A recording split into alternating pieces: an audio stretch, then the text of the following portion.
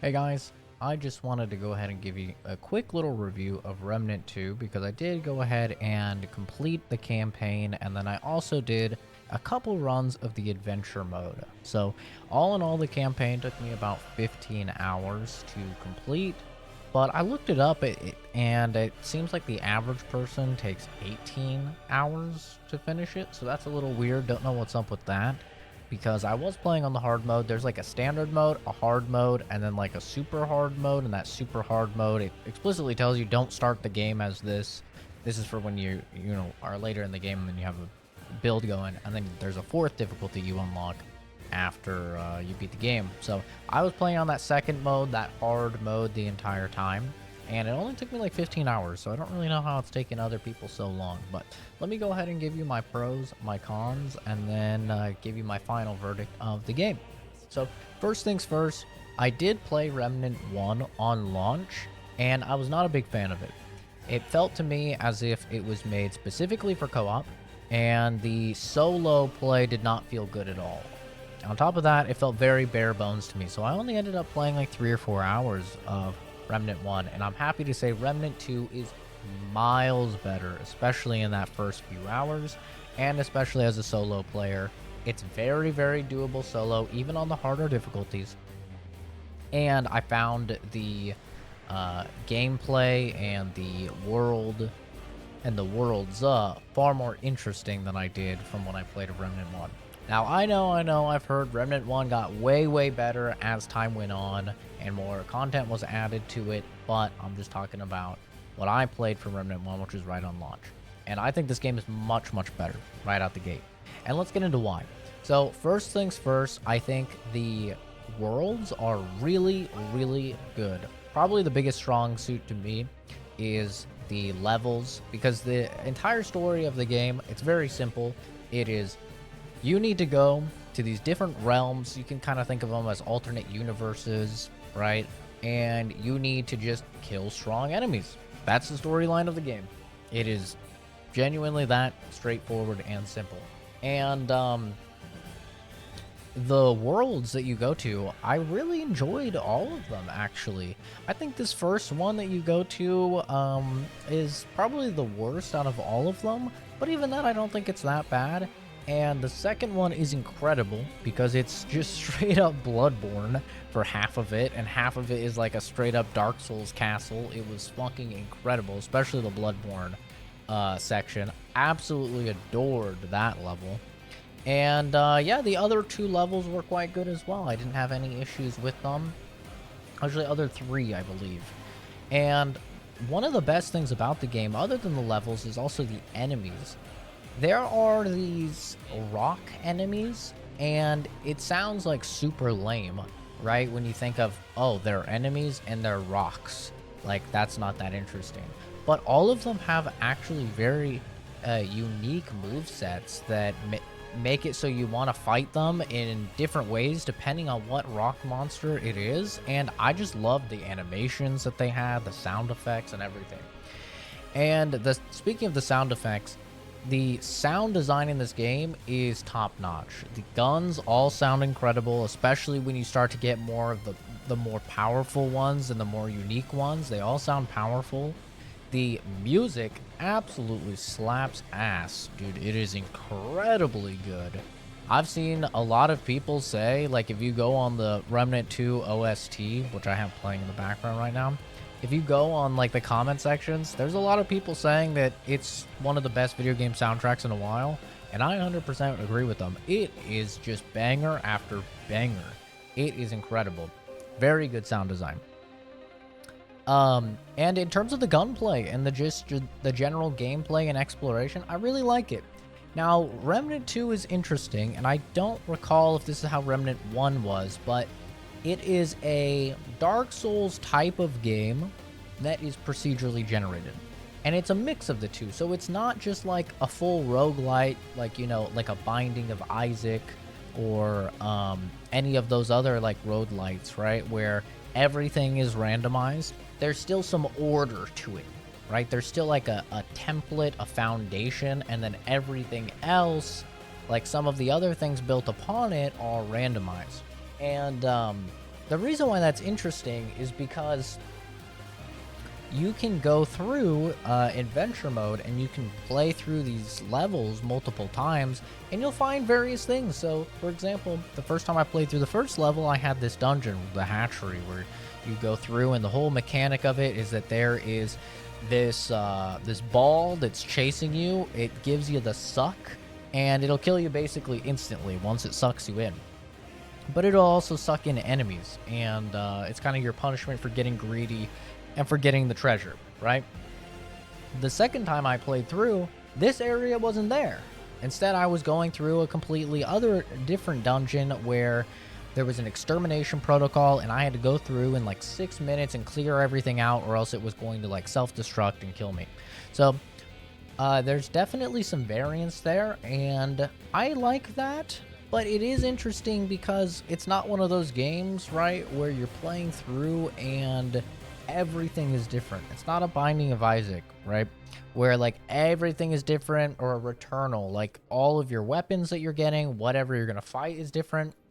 It's kind of unique in that regard because you still have your character and your build, and all of that is consistent, all of your gear, like a Dark Souls game, but it's carrying it over into somewhat procedurally generated worlds. And the best explanation I can give is, for those of you that play Bloodborne, it's like the Chalice dungeons in Bloodborne, where no matter what, you're still playing Bloodborne, right? And you still have your builds and everything, but it's procedurally generated, the enemies and the layouts and the bosses, right, for what's going to be in that area. So I would liken it to that.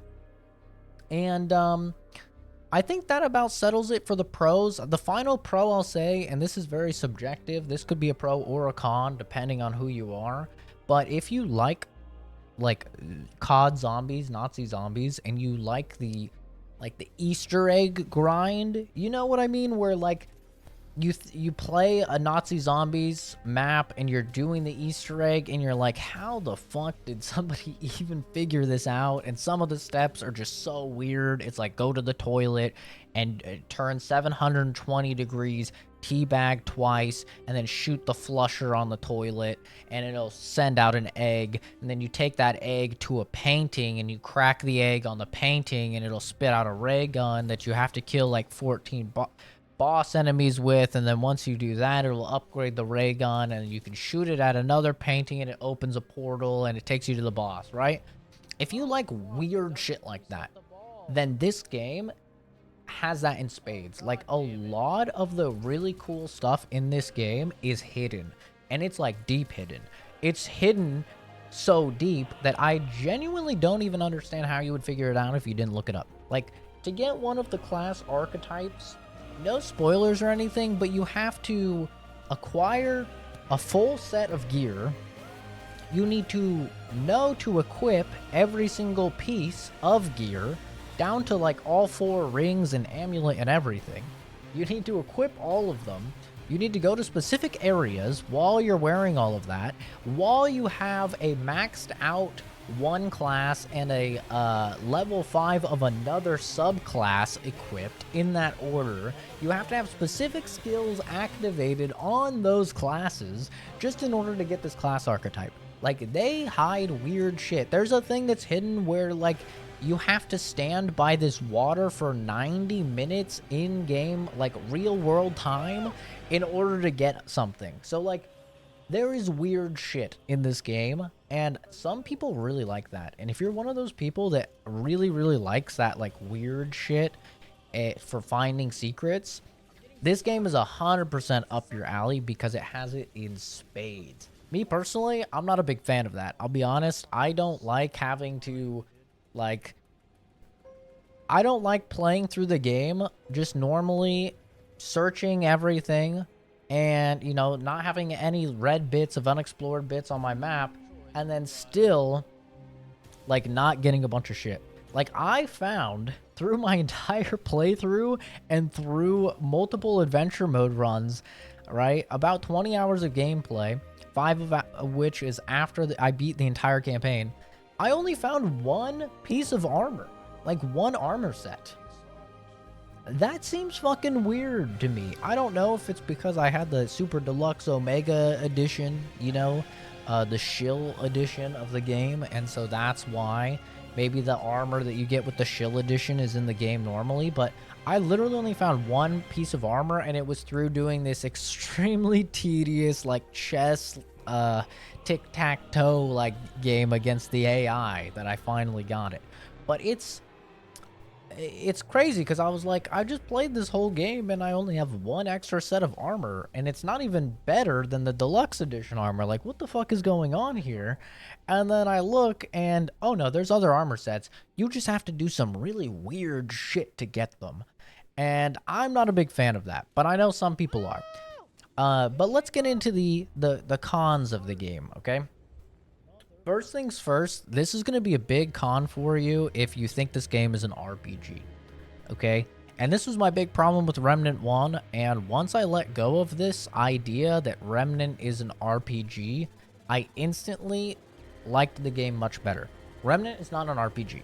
It's a third-person, somewhat difficult action shooter with some RPG-light elements, okay?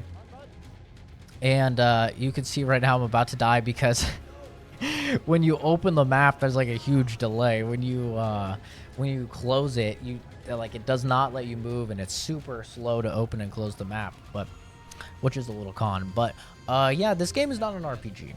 It's really not. It's not like you can't go through and like have a unique build, you know, where you're like, I'm just gonna do melee.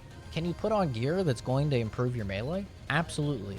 But are there going to be a lot of flying enemies or boss mechanics where you need to shoot certain things that's not going to let you progress if you're only melee? Absolutely. So it's not really a game that's an RPG. It's a third-person shooter that has loot in it that will improve various stats, absolutely. But it's not something where, like, your playthrough is going to be fundamentally different from somebody else's playthrough. Even if they pick a different class than you, right? Like, even if I pick sharpshooter and you pick medic, our playthroughs are not going to be that different because the guns that are good are still good. And they're going to be good on either of the archetypes, right? And actually some guns might be significantly worse depending on your archetype. Like, there's this one gun there's a couple guns actually that couldn't get critical hits.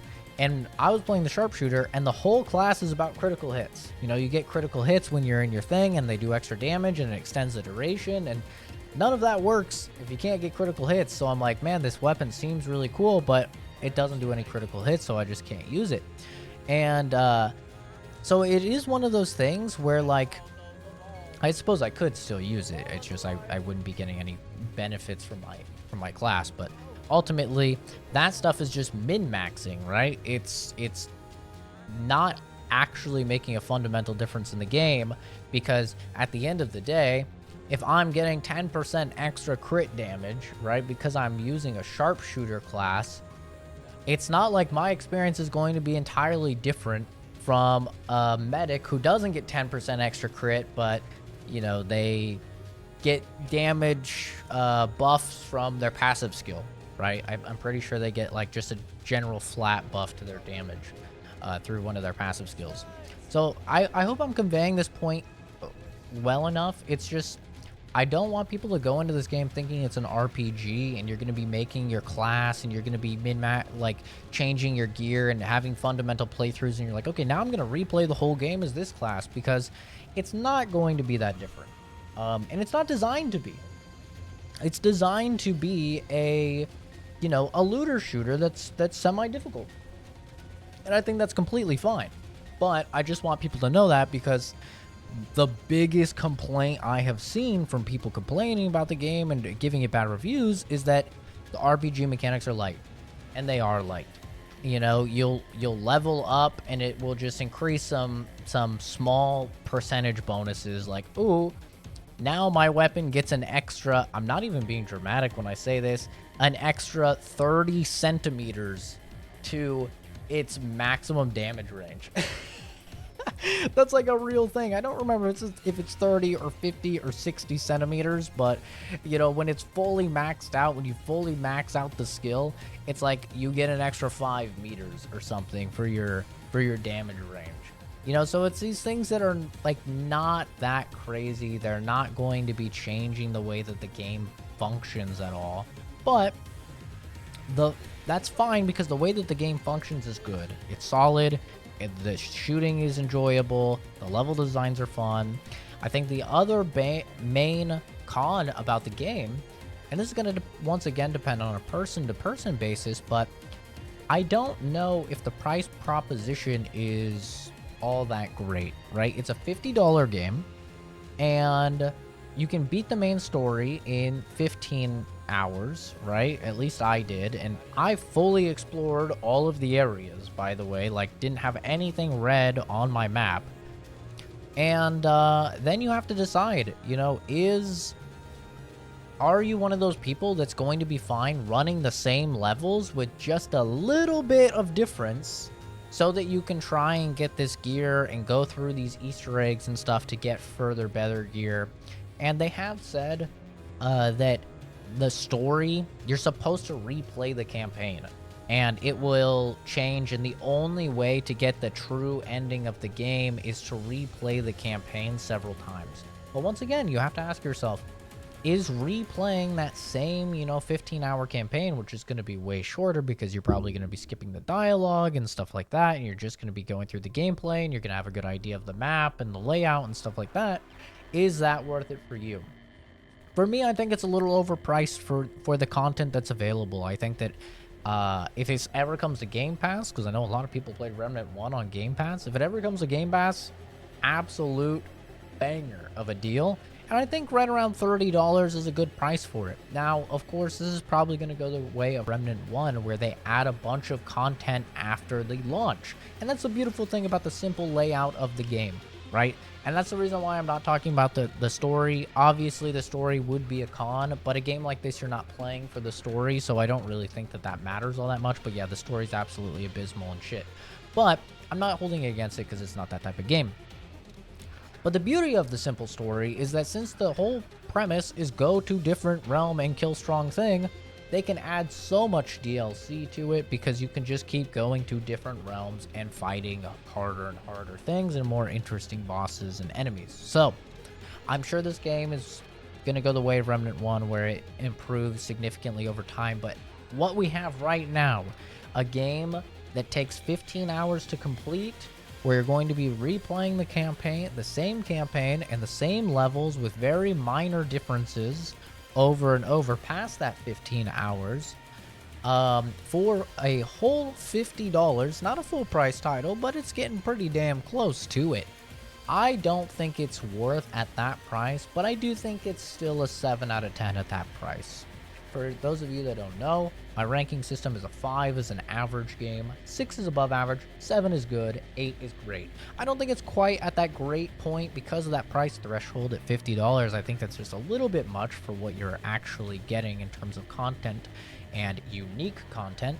But I do think that the foundation here is very strong, and if we see a price drop or we see significantly more content added down the line, preferably free content, because if it's paid content, well, we're just running into the same problem, right? Where we're tossing extra dollars onto a game that's probably already a little bit overpriced in the first place. But if it comes to Game Pass or something like that, I think it's definitely approaching the 8 threshold at that point. But overall, I enjoyed my time with it. I did want to consistently keep playing it so I could finish it because the boss fights were fun and the enemies were fun. And they do some pretty interesting things, actually, with the loot in the game. Some of the weapon abilities and stuff are pretty damn unique, I'll be honest. But yeah, that'll do it for me. Thanks for stopping by. Thanks for hanging out. I'll see you guys in the next video or Stream Streameroni. Bye-bye.